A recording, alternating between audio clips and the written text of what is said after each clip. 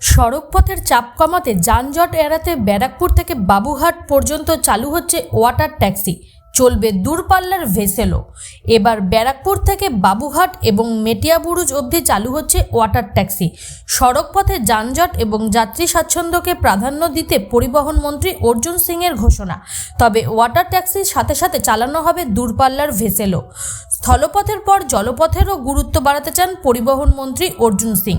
তবে water taxi চালানোর খবর পেয়ে খুশি নিত্যযাত্রীরা।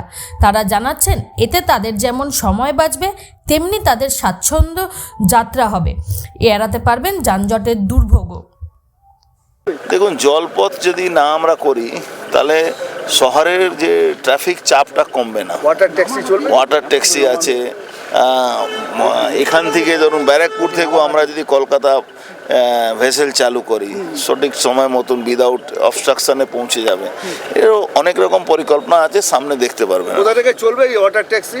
দেখুন, ওয়াটার ট্যাক্সি অনেক জায়গা থেকে অনেক ডেস্টিনেশন আছে, যেরকম মেটিয়াবুরুজ থেকে আসবে আপনার বাবুঘাট, এরকম ব্যারাকপুর থেকে যাবে বাবুঘাট, এরকম অনেক জায়গায় ডেস্টিনেশন করা হচ্ছে। হাওড়া যাবে, বালি যাবে, বেলুর মঠ যাবে।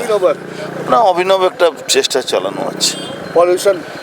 পলিউশন তো ওয়াটার ট্যাক্সি চললে পলিউশন হবে না। নতুন উপহার কিছু না, পুজোরকে শুধু সামনে করে আমরা করছি না, আমরা অনেক কিছু সামনে করে গেছি। আগামী বছর মার্চ মাসে সরকারি বাস প্রায় ১,৫০০ মতন নেমে যাবে। সরকারি বাস ১,০০০ বাস মার্চ মাসে, আর ৫০০ বাস এদিনই দুর্গাপুজোর আগে নামাবো আমরা।